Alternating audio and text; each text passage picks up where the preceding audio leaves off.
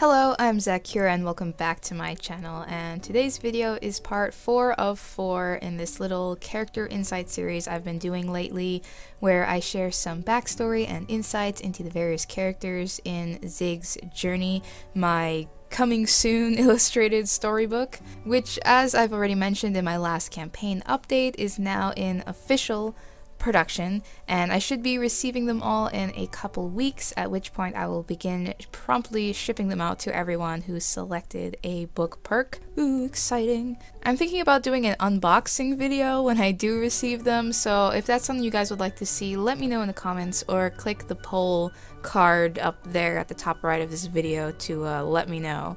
And now, without further ado, let's get into some character insights. So the characters we have in today's video are Giz, seen on the left, and his son Zag, seen on the right. Giz and Zag appear pretty late in the story, so I wouldn't really consider them main characters, but they do have a big impact on the story at the same time, and I won't go into too much detail there because I don't want to totally spoil everything in case some of y'all haven't read the story yet, but I can give some insight into the backstory of these characters and who they are. So Giz is an inventor, and a good one at that. It's something he really devoted his life to, and during his peak time in his career, he was revered worldwide as a genius. But later on, his work seemingly became more and more far-fetched and even crazy until people in his hometown, Hat Clock Town, started to call him a madman. And then one day, he flat out disappeared without a trace. Apparently, though, he had just actually moved out from Hat Clock Town around the time when his son Zag was born, and now lives in the woods not too far away. And so the two now live a life of seclusion, but they don't really mind at all. Giz was never one to really enjoy people's company and would much rather absorb himself in his work.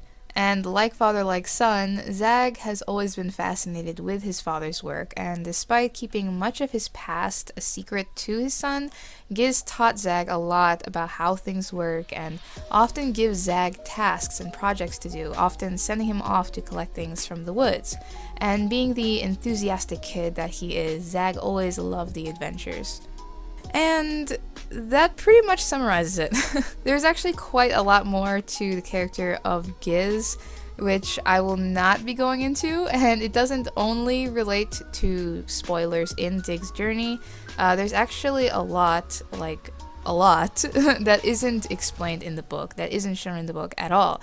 And there are like little bits and pieces mentioned here and there, but most of who Giz is and his story and past really is kept in the dark, and I kind of like that.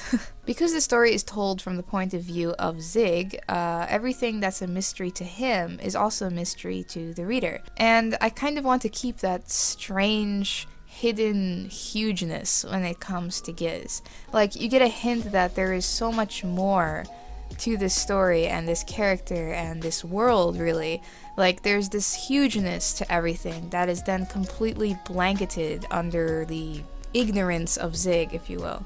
And I want to keep it that way. Honestly, Giz was one of those characters that once I came up with, I was just hit with so many ideas and so much backstory that, like, he could honestly have his own book. Now, will I ever write that, on the other hand? I don't know. But seriously, I just really love the character, so who knows what I will do with him in the future.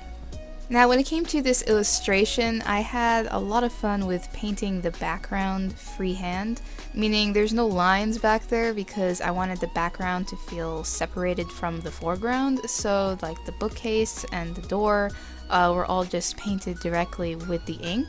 And it was actually pretty satisfying, honestly, to paint in that way. Like, I thought it would be a bit more scary, but it was actually really fun. And when it came to the lining, I actually had like a bit of a heart attack moment when I was lining this piece because, not sure if you guys noticed, but I haven't been using my Pigma Micron pens for lining this time because I finally got some Tombow Fudensuki, or is it Fudensuki?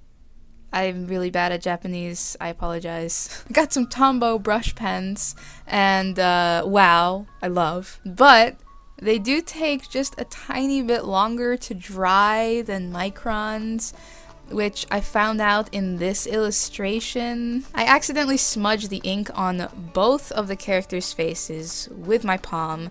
It was pretty bad, and I wasn't sure if I'd be able to fix it, but I did! Woohoo! Using a combination of harsh erasing and white gel pen, and now you can't even see it. Magic. So that concludes the 4 illustrations I did for the print and wallpaper pack perks, and with it also ends this little mini series of character insights. I hope you guys enjoyed it or found it interesting in any way. Thank you so much for watching this video, and if you did enjoy it, please be sure to give it a thumbs up, and if you haven't already, be sure to subscribe and hit the little bell so you don't miss out on upcoming videos. I usually upload on Sundays, but I do sometimes post away from that schedule. If you'd like to follow me on social media, all the links to that are in the description box where you can follow me for daily updates. And until next time, stay awesome, stay inspired, always. See ya!